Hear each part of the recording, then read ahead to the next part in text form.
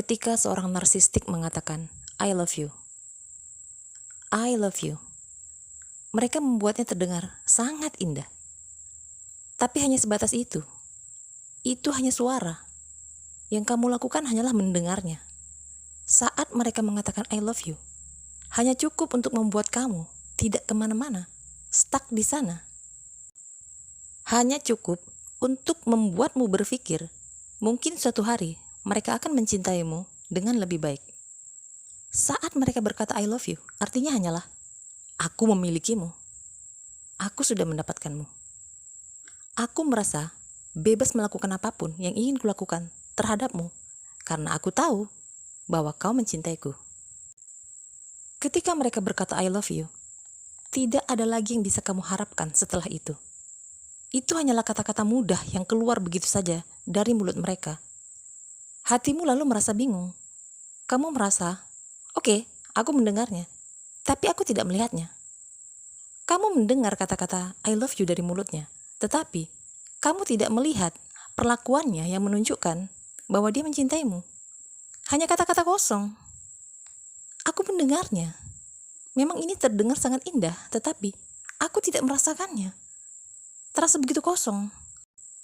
Satu yang perlu diingat bahwa ketika seorang narsistik berkata I love you, artinya aku tak peduli karena aku sudah mendapatkanmu. So untuk kamu yang merasa ada di posisi ini, segera selamatkan hatimu. Jangan sampai kamu mabuk dengan kata-katanya, lalu berada di dalam kehancuran. Kamu pasti bisa merasakan kata I love you yang keluar dari mulut seseorang yang datang dari ketulusan hati karena benar-benar mencintai. Beda dengan kata I love you yang terucap dari seorang narsistik yang hanyalah sebuah manipulasi untuk membuatmu tidak pergi kemana-mana. Sikap seorang narsistik sangat manipulatif, controlling, abusive, secara emosional maupun mental. Energi kamu hanya akan terkuras habis untuk dealing dengannya. Dan kamu hanya akan mengorbankan dirimu sendiri, berusaha untuk benar-benar dicintai olehnya. Jangan terlalu mudah termakan kata-kata, tetapi amatilah aksi dan perbuatannya. Bagaimana sikapnya kepada kamu. Bukan kamu yang tak layak untuk dicintai. Bukan kamu yang tak layak untuk mendapatkan pria yang baik untuk mencintaimu. Tetapi, kamu hanya salah mencintai orang. Kamu memberikan cinta dan ketulusanmu kepada orang yang keliru, seorang narsistik. So, tinggalkan. Karena seorang narsistik tidak mengutamakan cinta dalam hidupnya.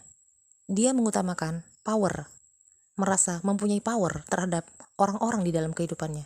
Bisa mengatur, mengontrol, menguasai. Mungkin tantangannya bagi kita adalah, mereka adalah orang-orang yang menarik, sangat disukai, diminati, dihormati bahkan, dielulukan, diidolakan. Tetapi, seorang narsistik adalah orang yang tipikal attention seeker, menyukai banyak perhatian. Jadi, kamu itu bukan satu-satunya dalam hidupnya.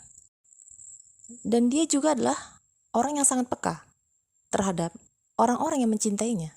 Dia tahu ketika seseorang itu sudah benar-benar jatuh cinta padanya. Disinilah dia merasa sudah mendapatkan kamu. Kamu seperti sudah ada di dalam genggamannya. Dan dalam situasi seperti ini, biasanya mereka akan cepat merasa bosan dengan kamu.